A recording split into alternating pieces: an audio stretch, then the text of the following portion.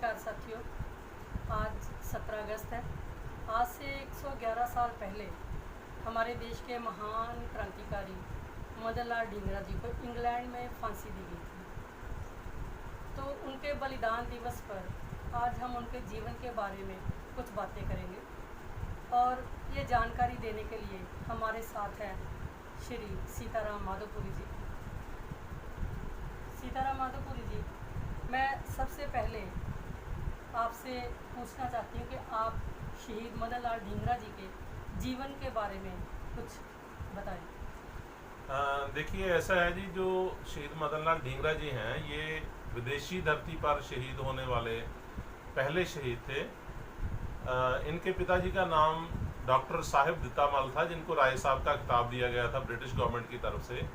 और ये civil surgeon retire हुए थे और इतने अमीर थे ये कि उस टाइम इनके पास अपनी कार थी, जब लोगों के पास साइकिल खरीदने के लिए पैसे नहीं हुआ करते थे। इनकी एक बड़ी बहन थी, उसका नाम काकी देवी था, और इनके 7 भाई थे, मतलब 6 भाई थे और साथ में ये थे, यानी कुल ये 8 बहन भाई थे। तो इनसे एक छोटा भाई था, बाकी इनसे सारे बड़े थे। तो इनके एक भाई को मैनचेस्टर इंग्लैंड से कपड़ा खरीदकर इंडिया में इंपोर्ट करके बेचने की इजाज़त थी। और इनके पिताजी अमीर थे, अपने बच्चों को उन्होंने खूब पढ़ाया और बहुत अच्छी अच्छी सर्विस पे लगे हुए थे वो सारे। बहुत अंग्रेज भक्त था इनका परिवार जो था, और राय साहब का खिताब भी उनको इसीलिए दिया गया था। तो मदन लाल ढींगरा जी के बारे में उनके जीवन के कुछ पहलू तो यही हैं कि वो यहाँ, मतलब जैसे इनके भाई ने, बड़े भाई इनके इंग्लैंड में थे, उन्होंने इनको वहाँ पढ़ने के लिए बुलाया था। हाँ जी। तो मुझे ये बताइए कि ये मदन लाल ढींगरा जी लंदन कब पहुँचे? लंदन ये पहुँचते हैं जी जुलाई 1906 में, क्योंकि इनके भाई ने उनको वहाँ पढ़ने के लिए बुलाया था। वहाँ ये पहुँचते हैं और वहाँ अगस्त 1906 से लेकर 30 जून 1909 तक ये लगातार वहाँ पढ़ाई करते हैं अपनी इंजीनियरिंग की, और इंजीनियरिंग की पढ़ाई करते हैं। और अगले दिन ये फिर जो इन्होंने जो काम किया था देशभक्ति का, कि सर कर्जन वायली को गोली मारी थी अगले दिन, तब तक ये देखिए मतलब वहाँ अपनी पढ़ाई करते रहे थे जी। तो ये लंदन के इंडिया हाउस में कैसे पहुँच गए? हाँ जी, ये बड़ा इम्पोर्टेंट क्वेश्चन है जी। ये हमारे हिस्ट्री में से इन चीज़ों को बुलाया गया है, जिन देशभक्तों ने बहुत ज़्यादा काम किया है, जिनकी बहुत बड़ी बड़ी कुर्बानियाँ हैं। होम रूल सोसाइटी बनाते हैं श्याम जी कृष्ण वर्मा 1905 में इंग्लैंड में, लंदन में। तो उसके बाद ये थोड़े चिर बाद ही जगह खरीदते हैं, एक बहुत बड़ा घर खरीदते हैं और उसका नाम रखते हैं वो इंडिया हाउस, उसका नाम। तो इंडिया हाउस एक्चुअली क्या था कि ये देशभक्तों का एक ऐसा घर था, यहाँ वो इकट्ठे होके देश की आज़ादी के लिए विचार वटांदरा करते थे। वहाँ वो मीटिंग्स करते थे, और दुनिया भर के जो क्रांतिकारी इतिहास थे, आंदोलन थे, उनके ऊपर वो विचार चर्चा किया करते थे। तो ये क्योंकि मदन लाल ढींगरा जी वहाँ पहुँचे, तो ये बहुत जल्दी इनके संपर्क में आ गए थे। और वहाँ मदन लाल ढींगरा जी खुद 6 महीने इंडिया हाउस में रहे भी, और वहाँ से ही ये अपने श्याम जी कृष्ण वर्मा जी जो थे, वो इंडियन सोशोलॉजिस्ट नाम का एक अखबार निकालते थे, जिसमें वो देश की आज़ादी के लिए लेख लिखते थे। और एक मिस्टर हिंडमैन थे, वामपंथी थे वो इंग्लैंड के, उन्होंने इनके इंडिया हाउस, क्योंकि वो मित्र थे इनके श्याम जी कृष्ण वर्मा जी के, तो इसका जो उद्घाटन किया था वो मिस्टर हिंडमैन ने किया था, इन्होंने खुद करवाया था। तो ये उनके साथ जुड़ गए। जुड़ने के बाद फिर ये जैसे इनके संपर्क में ही रहे फिर ये जी। जी। तो इन्होंने फिर सर कर्जन वायली को मारा, तो वो कैसे इन्होंने अंजाम दिया उस घटना को? कैसे मारा इन्होंने? एक्चुअली हुआ ऐसा था जी कि ये जो इंडिया हाउस था, इंडिया हाउस तो बना हुआ था कि जो भारतीय थे, छात्र थे, खास करके देशभक्त थे, वो देशभक्तों के मिलने का एक स्थान था। तो वहाँ ये मिलकर अपने विचार करते थे, जैसे पहले मैंने बताया। तो अंग्रेज़ों ने क्या किया हुआ था कि जो हमारे देश से इंग्लैंड में पढ़ने गए थे हमारे छात्र, उनको उनके मन में वो इंग्लैंड भक्ति का पाठ पढ़ाते थे, जहर भरते थे इंडिया के खिलाफ। जी। तो वो क्या करते थे, वो ऐसा जहर भर देते थे कि वो इंडियन लोगों के खिलाफ, भारतीय लोगों के खिलाफ ऐसा काम करते थे कि वो खुद गद्दार बन जाते थे। तो सर कर्जन वैली जो था वो उस एक संस्था से जुड़ा हुआ था। वो जो संस्था थी उन्होंने उसका नाम रखा हुआ था इंडियन नेशनल सोसाइटी। तो उसमें क्या करते थे ये सर कर्जन वैली, क्योंकि ये बहुत बड़ा अफसर था अपने आप में। उस टाइम जो पॉलिटिकल विंग था इनका इंडिया ऑफिस का, क्योंकि इंडिया ऑफिस जो था वो अंग्रेजों का बनाया हुआ था। तो इंडिया ऑफिस में वो सारे का सारा इंडियंस के खिलाफ काम करते थे। तो ये मतलब ये सर कर्जन वैली जो था उनका मुखिया था। तो ये जो गद्दार बनाने में इनको देशभक्तों को, हमारे छात्रों को उनके मन में इंडिया के बारे में जहर भरना, फिर वो उनको अंग्रेज भक्त बनाना, ये सारा काम कर्जन वैली की देखरेख में होता था। तो सर कर्जन वैली जो थे वो मदन लाल ढींगरा जी के भाई को जानते थे, उनके मित्र थे वो, और उन्होंने मदन लाल ढींगरा के नाम एक चिट्ठी भी लिखी थी सर कर्जन वैली को, और सर कर्जन वैली को ये मिलते भी रहते थे अक्सर। तो फिर इन्होंने जब देखा कि ये सरगना है इनका, तो उन्होंने मदन लाल ढींगरा जी ने उसको मारने का बिल्कुल प्रण कर लिया, और उन्होंने फिर उसको मारने का जो प्लान बनाया था उसको सफल करके दिखाया। तो सर कर्जन वैली को मारने के बाद फिर इन पर जो मुकदमा चला, तो इनको फांसी फिर कब लगती है, वो कब चला? देखिए इन्होंने जैसे 1 जुलाई 1909 को सर कर्जन वैली को गोली मारी थी। 1 जुलाई 1909 को शाम 5:30 बजे तक ये एक फायरिंग रेंज थी वहाँ, उसके ये सदस्य थे। इन्होंने जो पिस्टल लिया था, कोल्ट रिवॉल्वर लिया था, वो खरीदा था इन्होंने। खरीदने के बाद लाइसेंस लिया उसका, और उसकी प्रैक्टिस करने जाया करते थे। तो उस दिन शाम तक 5:30 बजे ये प्रैक्टिस करने गए, और रोज ये 12 गोलियां चला के प्रैक्टिस करते थे। और जो टारगेट जिसके ऊपर ये गोलियां चलाया करते थे, वो भी उस जो फायरिंग रेंज का इंचार्ज था, उसने वो टारगेट जो था वो कोर्ट में पेश किया था। उसमें दिखाया था कि ये 11 गोलियां इसमें लगी हुई है, एक मिस हो गई है। तो उस दिन रात को इनका जो मैंने सोसाइटी का नाम लिया था, इनकी एक मीटिंग हो रही थी उस रात को। तो शाम को मीटिंग हुई, तो ये मदन लाल ढींगरा जी वहाँ पिस्टल लेकर पहुँच गए, क्योंकि रिवॉल्वर, तो क्योंकि ये कर्जन वैली जो थे ये मेन स्पीकर थे उसके। तो इन्होंने जाकर जब रात के लगभग 11 बजे थे, तो इन्होंने उस टाइम उनको गोलियां मार दी। और एक लालजी काका जो थे वो तो इनको बचाने के लिए, कर्जन वैली को बचाने के लिए आगे आए, उनको भी गोली लगी, और थोड़े दिनों के बाद उनकी भी डेथ हो गई थी। तो ये उस टाइम फिर इनको मतलब ऐसे को इन्होंने कर्जन वैली को मारा था। मदन लाल ढींगरा जी की ज़िंदगी के कुछ खास बातें जो आप चाहते हैं कि हमारे श्रोताओं को, दर्शकों को पता चलनी चाहिए, उनके बारे में कुछ बताइए आप। देखिए जी, एक तो मदन लाल ढींगरा जी बहुत खुददार थे।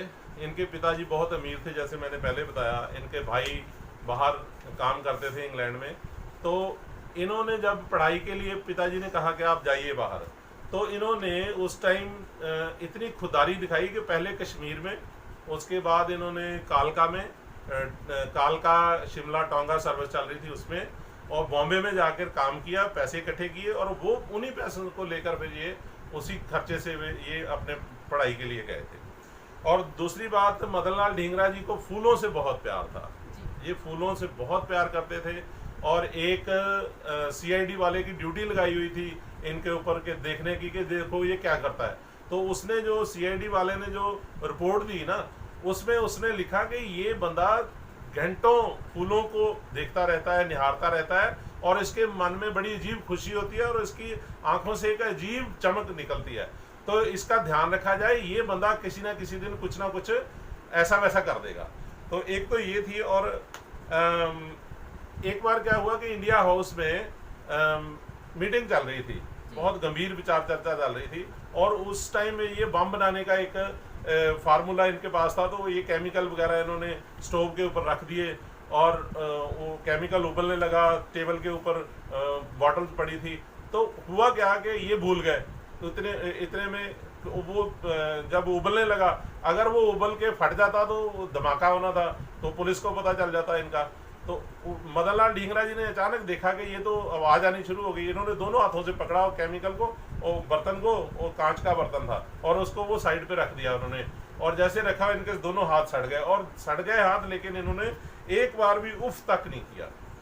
तो करजन वायली को मारने की सलाह जो थी वो इन्होंने सावरकर जी के साथ मिलकर की थी, क्योंकि सावरकर जी और हरनाम सिंह जी अमृतसर से दो ऐसे छात्र थे जो लोकमान्य तिलक जी ने श्याम जी कृष्ण वर्मा जी के शिवाजी महाराजक के नाम पर और गुरु गोविंद सिंह जी के नाम पर जो छात्रवृत्तियां जैसी स्कॉलरशिप उन्होंने दी थी, तो ये दो छात्र इन्होंने बाल गंगाधर तिलक जी ने सिलेक्ट करके वहां भेजे थे। तो उनमें सावरकर जी और हरनाम सिंह जी थे। तो ये दोनों भी जुलाई 1906 में ही इंग्लैंड गए थे। तो सावरकर जी के साथ इनकी बहुत मित्रता थी, बड़ा घनिष्ठ मित्र थे ये। तो सावरकर जी के साथ इन्होंने जब सलाह की कि सर करजन वायली को मारना है, तो सर करजन वायली को मारने का पता या तो सावरकर जी को था या मदन लाल ढींगरा को था। इन्होंने और किसी को ये भेद नहीं दिया। हालांकि ये 6 महीने पहले मार्च में ये चले गए उधर उनकी सोसाइटी में, अंग्रेजों वाली सोसाइटी जो छात्रों की बनी हुई थी, उसमें जब चले गए तो भारतीय छात्रों ने इसका बुरा मनाया और मदन लाल ढींगरा को बहुत बुरा भला भी कहा, उन्होंने गदार तक कहा। तो सावरकर जी ने उन्होंने बड़े प्यार से समझाया कि देखो वो जब तक हमारे साथ था उसने बहुत अच्छा काम किया है, अब वो उधर है तो हमें उसको बुरा भला नहीं कहना चाहिए, क्योंकि उनको पता था वो। तो एक तो ये, और एक सर करजन वायली को मारने के बाद जब उस मदन लाल ढींगरा के हाथ बांधने लगे पीछे, जैसे उनकी पुलिस का एक कार्रवाई होती है, तो उन्होंने कहा भाई रुको, हंस पड़े, कहते रुको जरा, मुझे मेरी ऐनक सेट करने दो, मेरी ऐनक सेट नहीं है। तो ये इतिहास में लिखा मिलता है कि जब मदन लाल ढींगरा जी को पुलिस स्टेशन लेकर गए तो वहां पर वो पूरी रात, उस रात को बहुत गहरी नींद सोए, उनको कोई चिंता नहीं थी, कोई उनके मन में बोझ नहीं था, कोई उनके माइंड में प्रेशर नहीं था। और एक बार सावरकर जी इनको जेल में मिलने गए मदन लाल ढींगरा जी को, तो उन्होंने पूछा कि आपकी कोई इच्छा है, फांसी से पहले गए मिलने, आपकी कोई इच्छा है? तो उन्होंने ये कहा कि अगर हो सके तो मुझे एक शीशा ला कर देना, मैं ये देखना चाहता हूँ कि मैंने जो कपड़े पहने हैं वो पहनकर मैं अच्छा लगता हूँ जब फांसी के तख्ते पर चढ़ूंगा। तो ऐसे थे ये। और एक उनका एक जीवन का पहलू शायद बहुत कम लोग जानते हैं कि जब उन्होंने एक बयान लिखा हुआ था, एक ना स्टेटमेंट लिखी थी अपनी सर करजन वायली को मारने के बाद, वो उनकी इच्छा थी कि ये स्टेटमेंट मेरी जो है वो अखबारों में छप जाए ताकि लोगों को पता चले कि मैं ये क्यों मारा है इसको, करजन वायली को। तो हुआ क्या कि वो छप नहीं रही थी, तो उन्होंने सावरकर जी को कहा। सावरकर जी ने फिर अपने किसी दोस्त पत्रकार से वो इंग्लैंड की एक अखबार में 16 अगस्त को छपवाई, जबकि अगले दिन इनको फांसी देनी थी 17 अगस्त को। तो जैसे ही उनको पता चला मदन लाल ढींगरा जी को कि मेरी स्टेटमेंट जो है, मेरा बयान जो है अखबार में छप गया है, तो उन्होंने खुशी में वहाँ कोर्ट में जेल में डांस किया था।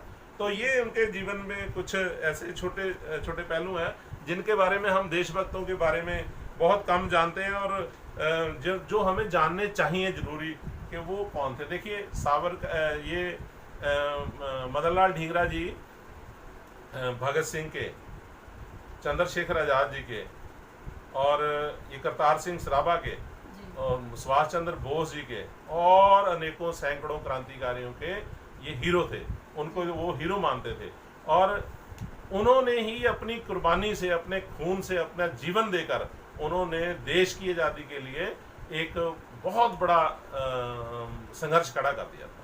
जी अच्छा, तो जो मुझे एक बात और मैं जानना चाहूँगी कि जो मदन लाल ढींगरा जी ने अदालत में बयान दिया, अगर उसके कुछ अंश आप हमें पढ़ के सुनाएं तो धन्यवाद हमारे जो होंगे।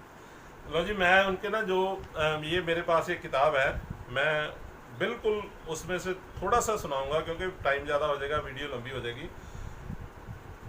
जो मदन लाल ढींगरा जी ने अदालत में कहा कि मैं एक हिंदू होने की हैसियत से ये समझता हूँ कि मेरे देश के साथ की गई बेइंसाफ़ी भगवान का अपमान है, क्योंकि देश की पूजा श्री रामचंद्र जी की पूजा है और देश की सेवा श्री कृष्ण जी की सेवा है। जी मेरे जैसे एक तुच्छ इंसान और मूर्ख नौजवान पुत्र के पास अपनी माँ की सेवा में भेंट करने के लिए अपने खून के सिवा और कुछ हो भी क्या सकता है।